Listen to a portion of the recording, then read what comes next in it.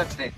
So when we talk about this, there's a new construction on the Ultimate Wave, one of the new construction coming in some models, but also a little bit.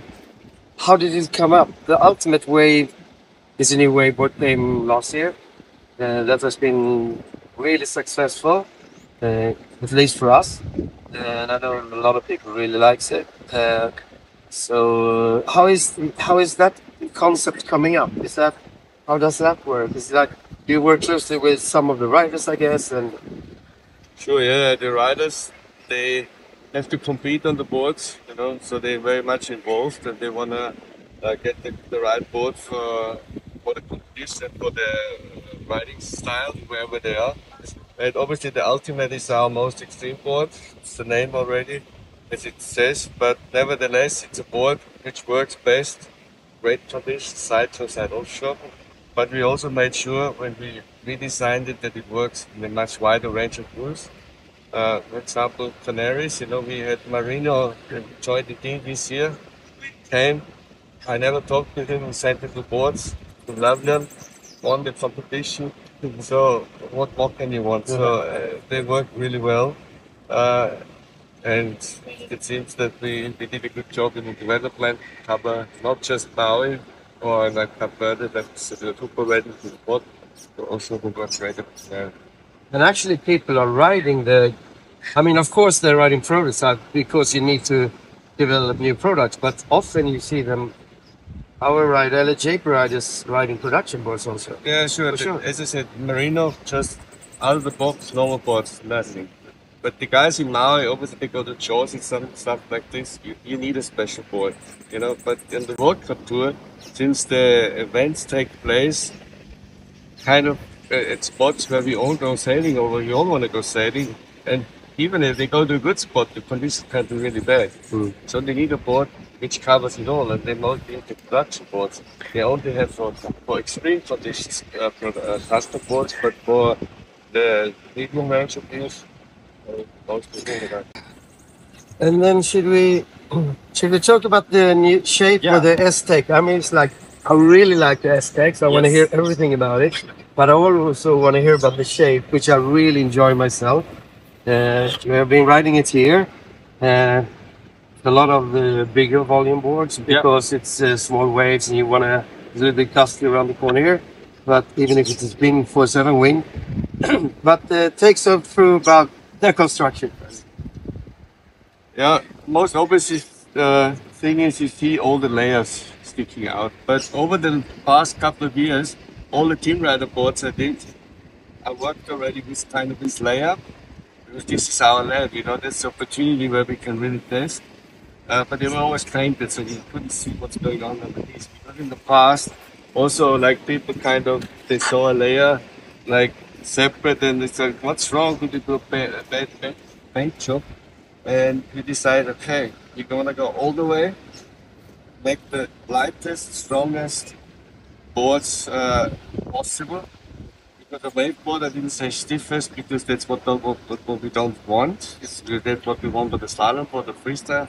But the wakeboard, we want it light, strong, and we still need that little bit of flex like surfboards have. Because if you're turning, kind of want a little bit of response, like skiing, you know. And this is why we combine a lot of special carbon fibers. You can see they're unidirectional, and they're in an area where there's more impact or where we want more reinforcements around where you put your feet. And the rest, the top layers, is like S-Class, which is super high quality fiber, but it gives a little bit of flex. Is this the black? Is it how much is it carbon? You see that the unidirectional fibers are carbon, and so that means you see the strips, the overlaps here. So it's double carbon where you put your feet up to the side. Then it goes to the heels, also there, and we have underneath, just here we put patch. Doesn't make sense to put everywhere the reinforcement the board gets heavy. So it's very only at the area. You can also see here the diagonal goes over. It has a patch of reinforcement because that's very jump, but that's what I did also. and kind of around the mast space, but you don't need it in the nose area or the whole bottom. We also wrap an extra layer of just rail tape around which overlaps. So if you reinforce the rail, it's like almost like a stringer, because this is the best support of the construction if you reinforce the rail.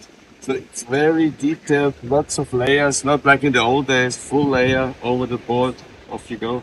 So it's like a puzzle, which we specify 100% mixed centimeter it's clear everywhere. Yeah.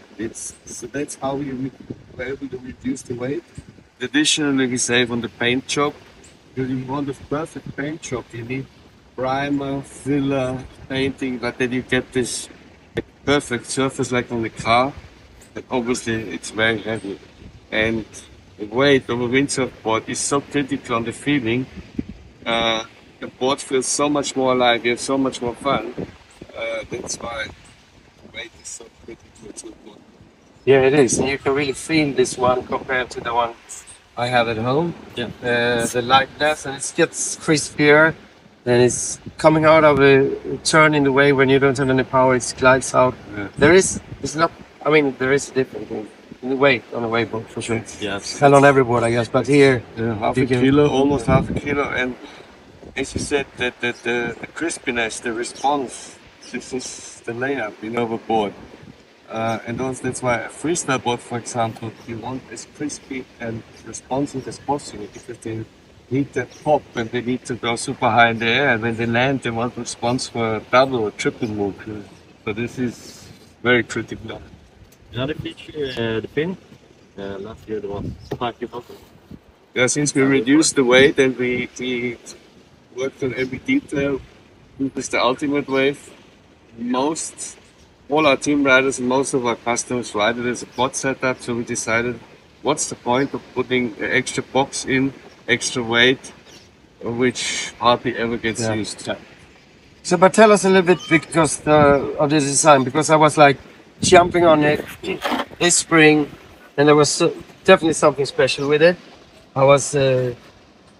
There's some flow in the board that I really haven't felt before, and then also it's really good on the rail and top turn. So I had one day sideshow spot in the morning and onshore in the afternoon. Yeah, I needed to go to the onshore because I felt this is so good, so I need to try it in on the onshore spots. I was like, yeah, it felt different. So the performance of wakeboard is the quick, that you can change the rail quickly, rail to rail performance. So over the ultimate is the narrowest in our line, so it makes it easily go from side to side. But I think that the secret of this shape concept is, I looked at a lot of wakeboards in surfing, and surfboards these days, they all have a concave kind of between the legs, and also on a windsurf board I put it between steps. The concave ends up even on surfboard in a flat center line, and we all know a straight flat center line or scoop up the line is fast. Like all freeride boards, saddle boards have a flat section. And by using concaves, you can use flat section and adjusting the depth of the concave, the rail changes totally, the rail line. So if I go from concave to flat to V, and also clarity, the whole rail line is super curvy once the board is railed up, and the center line is flat. And This is a single concave. single concave throughout here. So that means I have the acceleration of the flat section between the legs, board rides high super fast, and once I raise up, I make use of the very curvy outline. I scoop up the line. And obviously this board is the narrowest tail because it's designed to work also in super powerful big waves, and then you just need the control to hold the speed. But also if you look at modern wave sailing, it's the speed people riders have now these days. Amazing. Like if you watch a video from the old days, it was slow motion, and now it's top speed, and then it's how they do these mega aerials, because it takes so much speed through the turn when they want to hit the lip, and you need designs like this to be able to do that. Yeah, if you look at the Hokepa contest, it was actually, I've never seen it so close to surfing. And some of the guys surfing the Hokepa was definitely top to bottom, acceleration from the board, and also, of course, the new sails. But yeah, its evolution looks amazing. But this board, this is a little bit, it's a little bit wider in the tail compared to the old one. Yeah, the previous generation had a little bit narrow tail, so it that was one point. Obviously, you lose too much in the low end and in the onshore, and it also becomes a bit nervous if it's big. So the top guys didn't mind because they just go for it. But if you hesitate a little bit and the board is a bit nervous and then you want to go down the face and swing fast, and it becomes a bit nervous. So this was one approach to improve the stability, the control, and also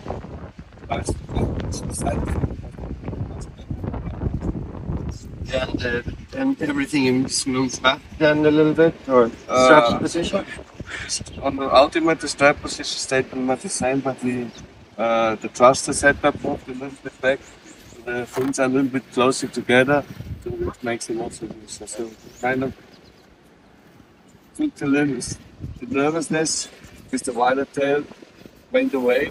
Since we moved the fins a little bit back, we were able to adjust the radius anytime, and it gives you the flexibility in the waves to not just go in one kind of radius at one arc or more in this. This fin setup felt really good, but this board is so customized, so it's not coming with fins, right? You need to choose what fins you really enjoy, kind of your favorite. You put your favorite pair on this board. It's like a surfboard. Yeah, because we thought that all the guys who are more into the wave riding and have discussed, they all have kind of their favorite fin setup or fin style, and we decided, okay, we can give them a better price because they have their favorite fins anyway. Even though we developed fins, all the other boards come with our fins. They work great, but if you have fins at home, which you really like, you don't need fins on a new board, really. A lot of waves, that's just definitely something in the box. Yeah, and it's also good for the shops. You guys can sell extra fins. Yeah. Okay, I'm happy with everything here. I don't have any. It comes from 75 liters up to 101, is it? Yep. Yeah. So it's easy to find the board you need. Yeah, that was fun. I really enjoyed the 93. Absolutely, me too. And the 101. Yeah. Yeah, also you've been riding the 101. Yeah. Should we move on to a big success for us?